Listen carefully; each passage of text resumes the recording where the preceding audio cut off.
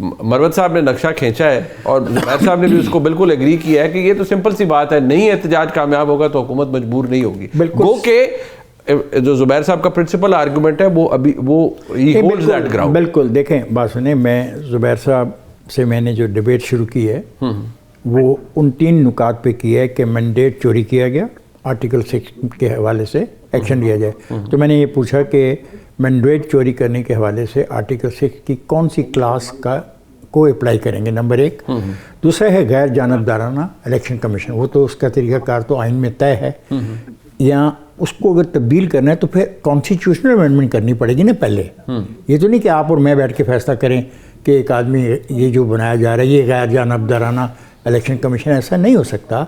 आइन की मौजूदगी में फैसले आइन की ताबे करने पड़ेंगे। 2, तीसरी बात है सियासी कैदी। बिल्कुल, जो लोग सियासी कैदी हैं मैं उनकी रिहाई का हामी हूँ, क्योंकि मैं ख़ुद भी कैदी रह चुका हूँ, इसलिए मैं समझता हूँ। आपको इमरान खान साहब, बुशरा बीबी साहिबा, शाह महमूद कुरैशी साहब, यास्मीन राशिद साहिबा, उमर सरफराज चीमा साहब, मियाँ महमूद रशीद साहब, ये सारे सियासी कैदी लगते हैं? जिन पे 9 मई के वाक़यात नहीं हैं मैं उनके बारे में बिल्कुल कहूँगा कि उन सब लोगों को के मामलात को असर नौ देखा जाए और उनकी शाहजी के नहीं देखें। अब आपका सवाल है ना, मैंने आपके सवाल का जवाब देना ना, अब फोर्स तो मुझे मत करें ना। 9 मई के अलावा जितने भी कैदी हैं ये फहरिस्त तैयार करें पीटीआई वाले, जो 9 मई के कैदी ना हो, बिल्कुल उनको रिहा करना चाहिए ना। व्हाट वी वांट, मुझे तरीक़ाकार बता दें। जुबैर बहुत पढ़ा लिखा आदमी है, जुबैर मुझे तरीका बताया कि हाँ ये सिस्टम नाकाम हो गया इलेक्शन कमीशन का, हम ये तजवीज़ करते हैं 45, 46 और 47 की जगह हम ये तजवीज़ करते हैं, वो तजवीज़ आए, उस तजवीज़ पे डिबेट हो। मैं ज़रूर चाहूँगा कि Zubair Sahab actually wants to add something, और फिर मैं चाहूँगा मरवत साहब भी प्लीज़ कंट्रीब्यूट करें। जी जुबैर साहब। जी देखें, ये तो देखें फौजी डिक्टेटर भी ऐसी बातें करते थे, पीपल्स पार्टी के साथ कितने और मुखालिफ कितने। भाई हमारा एक तरीक़ेकार है पार्लियामानी डेमोक्रेसी का, उसमें largest single party has the right to form the government. ये उसके खिलाफ कितने पड़े होते हैं उससे कोई ताल्लुक नहीं होता। अगर वो लार्जेस्ट सिंगल पार्टी है और वो इस पोजीशन में है कि 172 पहले के 340 के हाउस में ले सकती है तो बन जाता था। ये तो कभी भी नहीं क्वेश्चन होता कि जी उसको कितने मिले। अमेरिका में इलेक्शन जीतता है तो वो एक उनका तरीक़ेकार है, 100% तो लेके कोई भी नहीं जीतता ना, हो सकता है बहुत ऑपोजिशन में होते हैं।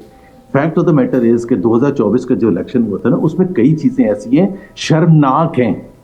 Please Iftikhar Sahab don't try to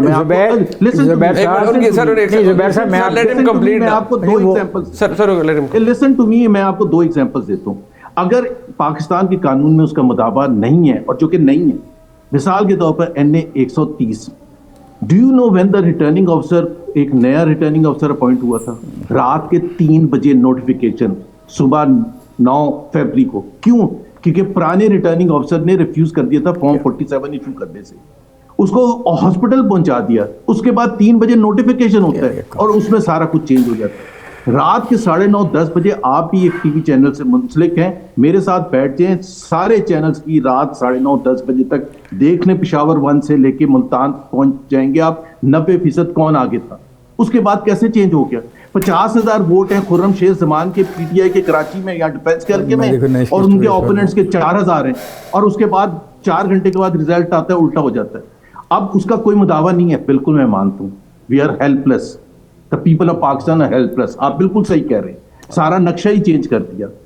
मैंने ये नहीं कहा, मुझे जुबैर साहब नहीं, प्लीज नहीं, एक बात गलत है जुबैर साहब, मैंने ये नहीं कहा कि पॉइंट मेक कर ले, फिर मैं मैंने जुबैर साहब मैंने ये नहीं कहा, ये ना पूछे कैसे होगा। I am helpless, the people of Pakistan are helpless. आपने ये कह दिया ना, मैंने ये नहीं कहा। अच्छा चले जी, आपने जो सर एक मिनट जुबैर साहब, एक सेकंड जी, इफ्तिखार साहब प्लीज अपना पॉइंट जी। मेरा पॉइंट व्यू है कि मैं पाकिस्तान के अवाम को हेल्पलेस नहीं समझता, मैं उनको पाकिस्तान का मालिक समझता हूँ और उनके फैसलों का मैं एहतराम करता हूँ।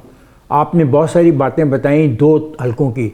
मैं ये कहता हूँ कि खैबर पख्तूनख्वा के अंदर तो फॉर्म 45, 46, 47 का वो झगड़ा तो नहीं जो आप हमें बता रहे हैं।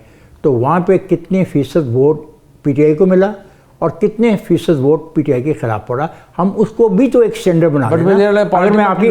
अगर मैं ज्यादा वोट पड़ा वो जीत गया। अगर मैं आपकी बात मान लूं, दो अगर नहीं आप तहकीक कर लेना NA 130 में क्या हुआ था, जो मैं आपको 50 हल्कों का बता सकता हूं। आप सर एक सेकंड मैं शॉर्ट शेयर कर लें। सर मैं तो बिलीव करता हूं यहाँ तो सिस्टम चेंज कर लें और यहाँ मुझे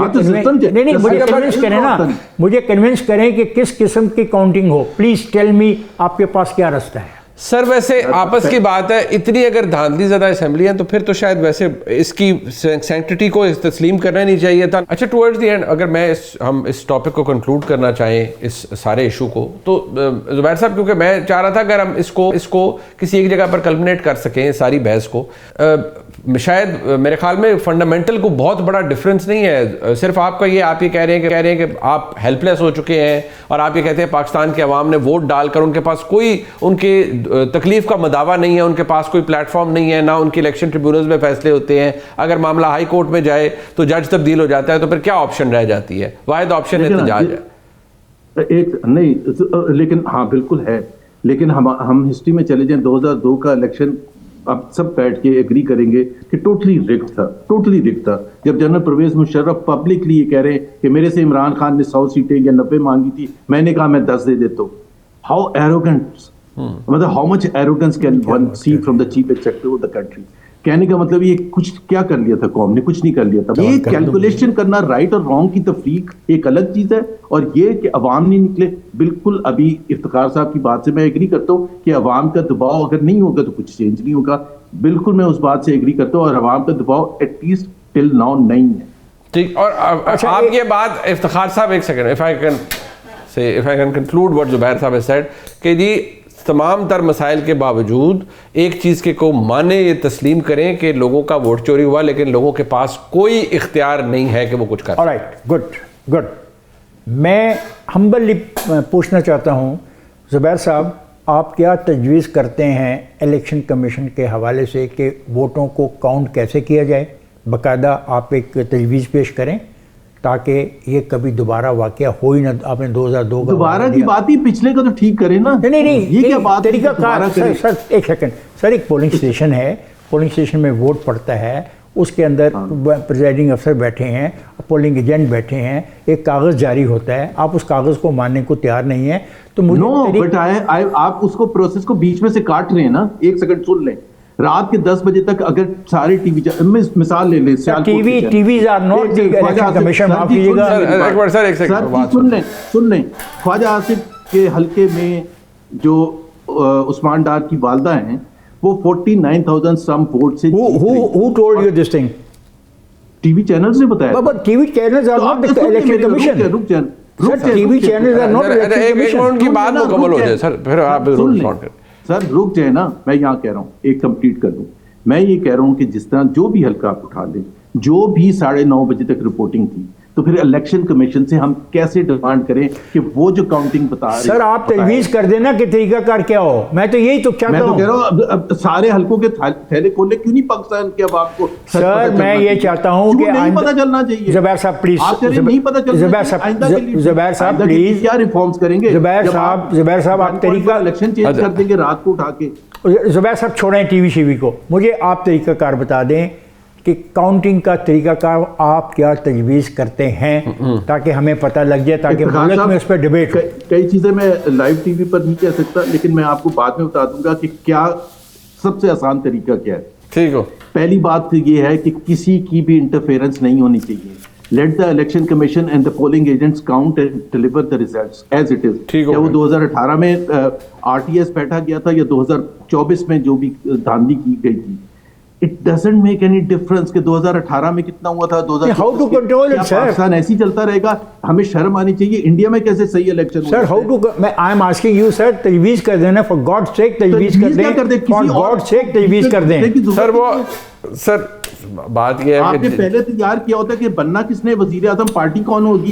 ये तो इस तरह से तो कुछ हो ही नहीं सकता ना। वो बार बार वो इफ्तिखार साहब जो आप फरमा रहे हैं, आप ये कह रहे हैं कि कानून में तब्दीली तजवीज कर दें कि इलेक्शन कमीशन पर कैसे रिलाई किया जा सके। वो कहते हैं इंटरफेरेंस ना हो, ये तजवीज है। जरूरत पड़ेगी मैं चले आपको ये बात कह देता हूं, आप सारे हलकों के थैले खोले, अगर 90% रिजल्ट चेंज ना हो जाएं तो फिर तो आप ये कहेंगे ना कि हाँ कुछ ना कुछ करने की तो जरूरत है। ठीक। लेकिन उसमें अगर आप मेरे से पूछेंगे कि उस दिन रात को जब काउंटिंग होगी, काउंटिंग तो हो गई थी लेकिन फॉर्म 47 में चेंज कर दिया। अब आप मेरे से पूछें काउंटिंग कैसे होनी चाहिए? 47 का मुतबादिल बता दें, सर 47 का मुतबादिल बता दें ना।